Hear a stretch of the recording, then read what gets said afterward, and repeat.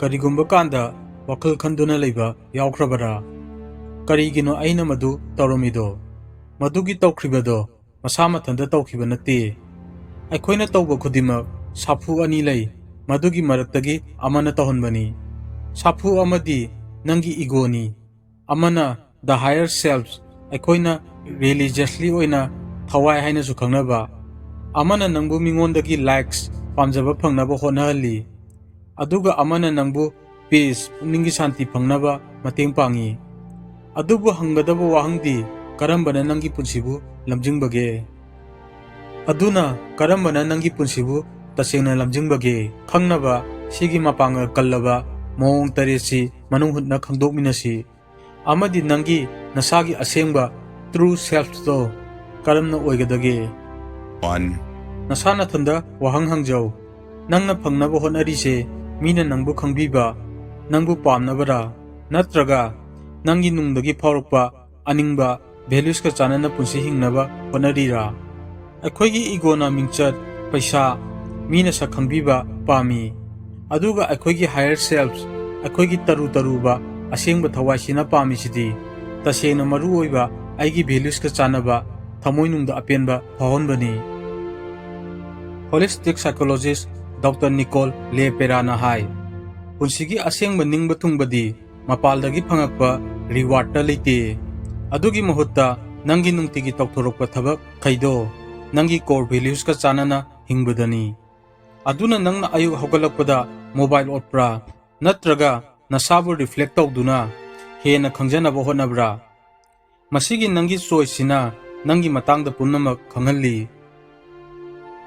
2. Nasagi self-worth, nasagi mamalse, mina nangbu karam haina uge haibada yumfam oibra. Natraga nasana nasabu kayamna khangba ngamge haibada yumfam oibra. Best-selling author Brianna Westki The Mountain Is You haiba lariktuda hairami. Asengba isabu ikai kumnabadi, isaje perfect oye khanbana semba nate. Isagi awatpa perfect oidabadu isana taramna okjabana sembani. Nangi ego di nangna tauribaduda mina khubak khurakpadu pami. Adubu nangi higher selves maktraba thawaiduna pami dudi supnatagi asengbadu khaktani. Aduna mi amatana nangonda khubak khuraktrasu nasagi thawaina pamjaba punsi khongchatto chatpabu nasana hena ikai kumnarigai nasagi life hena meaningful oigani. 3. Marup mayam thamoi sengnasi nangi fear akiba phawba jealousy natraga nangi asawbana nangi ngangthok saktorokpa tokthorokpa oibra. Dr. Joe Dispenza gi matung inna aikoigi ego da yawba emotional pattern haibadi ego ga mari leinaba pukning haksangi phawrukpadi survival mode ta lei. Haibadi ego na lamjingduna aikoigi tokthok saktorokpase isabu ngakthoknaba natraga karigumba amadagi ngamnaba lakchanaba honahali. Aduga nangi higher selves maktraba thawaidunadi nangbu awangba thaki pukning hakchangi phibamda lehelli. Example oina harau nungaiba tawbimal utpa amadi ingtappa. Aduna nangi emotional reaction nangi akiba phawa jealousy nangi asawbana nangi matangda yamna khangalli. Sigi emotional reaction khaisina nangi pukningda nungaitaba leiba thajaba ngamba watpa natraga ego da yumfam oiba hainabi yauri khangalli. Adubu sigi emotional response kaije nathaibagi mahutta khangdoktuna masidagi para tamduna nasabu grow tohalu. 4. Nangna relationship amada khong thangjillido relationship tudagi aigi kari phangani khanbagira natraga nakhoibanina karigumba ama punna semgatnabara. Therapist Nedra Gloverna aikoigi pungning chingjalli. Adudi healthy relationship ama haibase self awareness isabu khangjabadagi horukpani hai. Aikoigi ego na pami control mina nangbu pamba yabiba amadi power. Adubu aikoigi higher selves thawai sina pami sidi connection growth amadi respect ni. Aduna mathangdadi karigumba ngangna sangnarakpada yanadaba ma mayongnarakpa matamda nangna ngangnariba poto ngamningba phawrukpagi ihul polukpa kanda nasana thanda wahang hangjau aina achumba sakpa pamira natraga asengmadura aina thirise 5.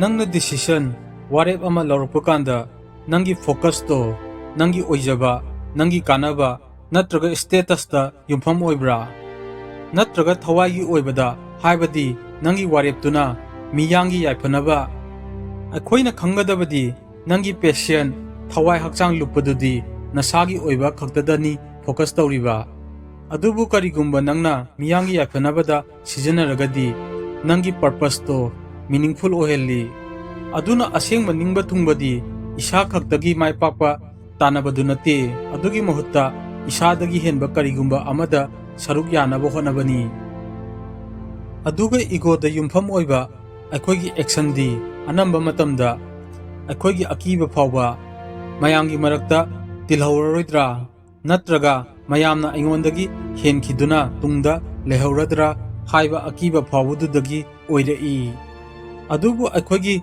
thawaina lamjingduna lawrokpa warepti hakchangda ingtappa phawi isagi core values ka chanei amadi aigi aningba apambadu pak chawi apha apun leite aduna thamoigi khonjeldo taba tamu mapalgi charangnabado nataba 6. success mai pakpase nangi oiba wahan thokarino masi trophy phangwadura natraga nangonda transformation ahongba ma lakpadura Stanford University ki psychologist Carol Dweck na magi growth mindset haiba idea ama mayamda khangalami magi sigi idea sina hai adudi aikoigi honaba isabu thajaba thammaga aikoigi tawba ngamba ability se evolve phagalakpa sengbalakpa yai aikoigi ego di soigani maithigani na pakatpa phawi adubu aikoigi higher selves aikoigi thawai di maithiba asoiba nangbase isabu hena phagatpa ngamnaba machak ama oina lawi aikoina khangadabase ngasidagi chahi ama leirakanda oirakpa aigi version do ngasi aina thengnariba asoibado mayoknabagi mawongna lepi 7.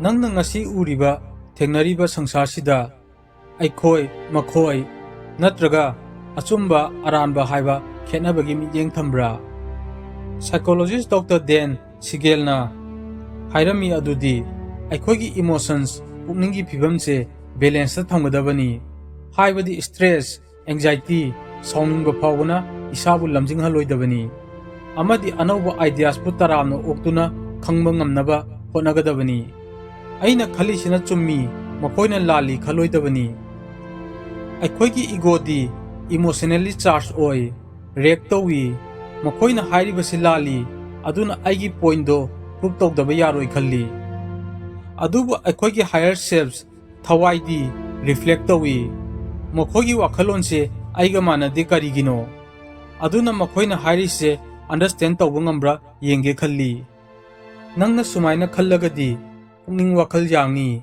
matam chupada nasagi phirep ngakthoknaba hotnaroi free oina anauba khangnaba amadi connect tawnaba hotnani aduna marup mayam karambana nangi punsibu guide tawribano aikoina ningsinggadabadi aikoina sangsarjida hingibase survive tawnaba khaknate mitna pangduna tasengna punsida karino maru oirise khangnabani